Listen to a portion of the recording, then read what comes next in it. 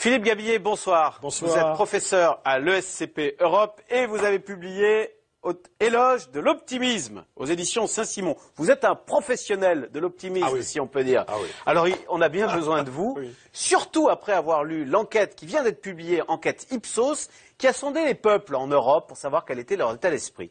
Il y a une question. Comment percevez-vous l'état d'esprit actuel? Les Français ont répondu à 97%.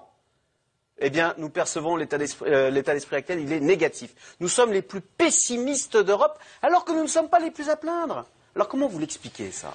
Déjà, ça fait 20 ans que ça dure. Donc, la bonne nouvelle, c'est que déjà, ça n'a qu'un lien indirect avec la crise, etc. C'est un mode de fonctionnement qui est véritablement ancré dans la mentalité française. On a toujours été râleurs. On a toujours été râleurs. Disons qu'on l'est depuis au moins, un siècle ou deux, de toute façon absolument systématique. Il y a des raisons historiques qui ont d'ailleurs été assez bien analysées. On a un vieux fond, je dirais, révolutionnaire qui reste encore parmi nous. On refait la nuit du 4 août en permanence. Dès qu'il y a des privilèges, on ne supporte pas. Et on est surtout issu d'une tradition très centralisatrice et étatiste depuis quasiment, depuis la nuit des temps, qui fait que nous avons l'habitude à ce que tout vienne d'en haut. Et quand par hasard en haut ça répond moins bien, là, la sinistrose s'installe. 97%, voilà, est-ce qu'on n'a pas dépassé les bornes? Est-ce qu'on n'est pas dans la caricature du pessimisme? Et est-ce que c'est pas, la cote d'alerte n'est pas atteinte? Est-ce que c'est pas dangereux d'être pessimiste à ce point? Non, ça serait une cote d'alerte, et la cote d'alerte serait atteinte si ça se traduisait dans des comportements sociaux, vous voyez, totalement délétères, de dépression, etc. Ce qui n'est pas le cas. Les faits sont là. La France est un pays où on continue à faire beaucoup d'enfants, on crée des entreprises, il y a des tas de choses formidables qui se font. Oh, c'est pas, ça va, quoi. Il faut pas exagérer. C'est quand même du déclaratif. Ça. Pourquoi sommes-nous plus pessimistes que les Espagnols à qui on supprime des avantages, qui voient leur salaire baisser, etc. Est-ce que, quelque part, l'appréhension que ça nous arrive, la crise profonde, serait plus douloureuse que le mal lui-même?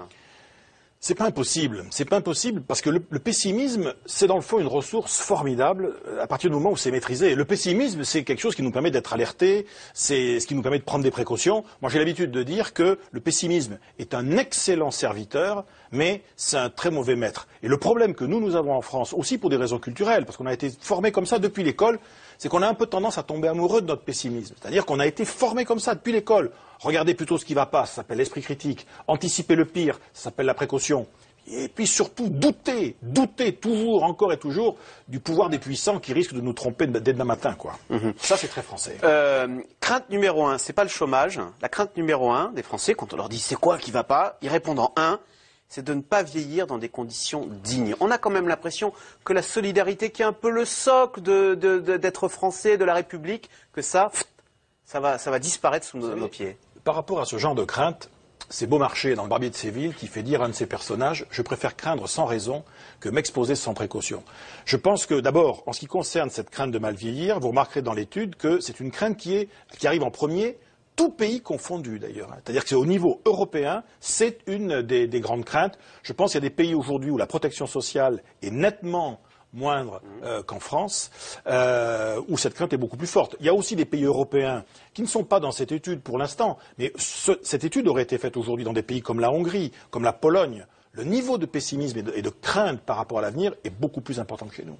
D'accord. Mais parce que j'ai cru que vous alliez me dire oui, en Inde, on vieillit mal et pourtant on est optimiste. Est-ce que l'optimisme, c'est pas aussi l'impression que les choses vont aller en s'améliorant? Je vous dis ça parce que 72% des Français, et ça aussi c'est un record en Europe, sont persuadés que leurs enfants vont moins bien vivre qu'eux-mêmes. Et ça, est-ce que c'est pas contre nature de se dire, est-ce qu'on n'a pas les enfants en disant ils vont avoir une vie plus belle?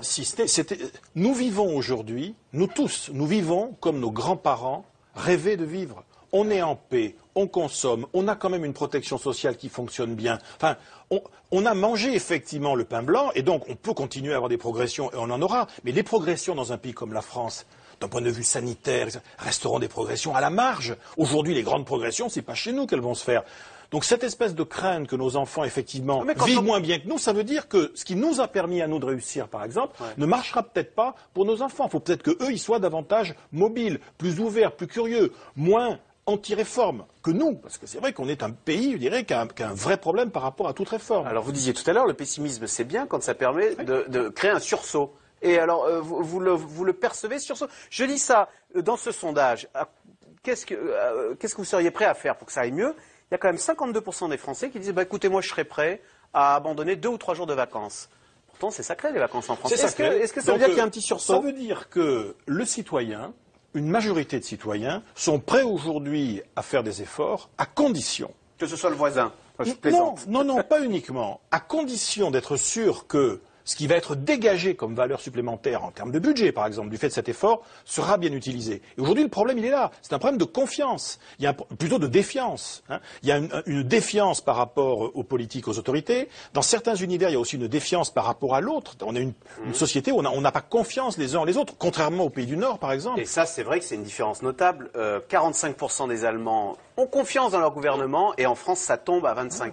Et ça, c'est inquiétant. Donc ça, c'est oui. ça. De toute façon, il est toujours inquiétant qu'un pays n'ait plus confiance en ses dirigeants, sachant qu'encore une fois, le monde continue à bien tourner.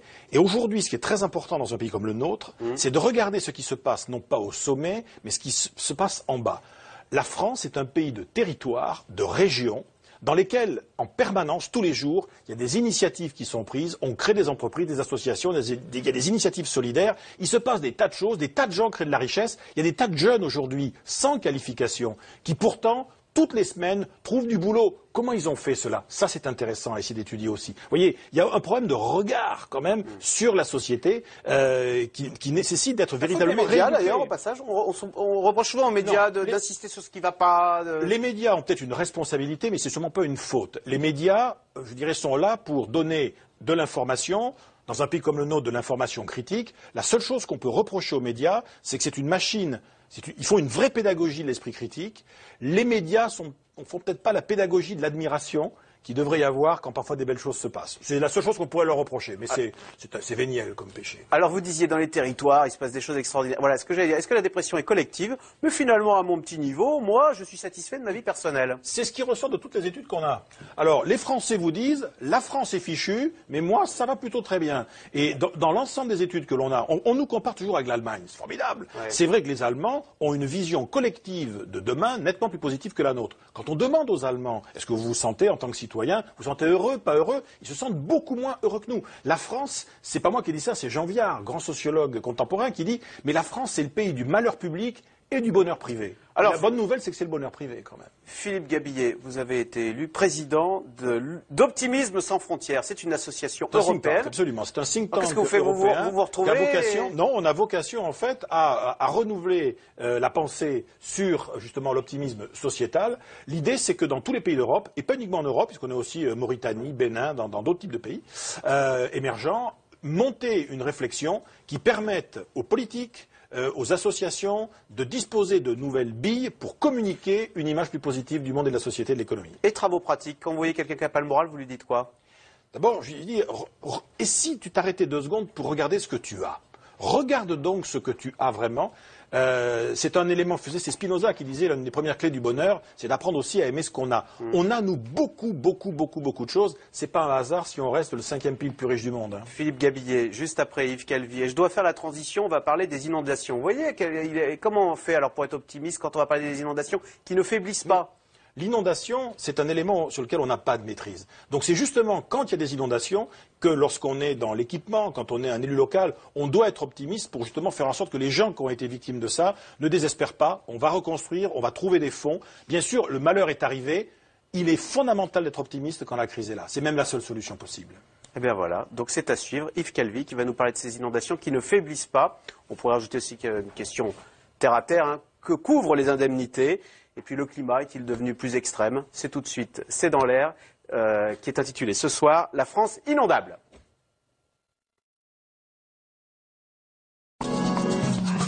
C'est-à-dire, vous en dit encore plus sur France5.fr.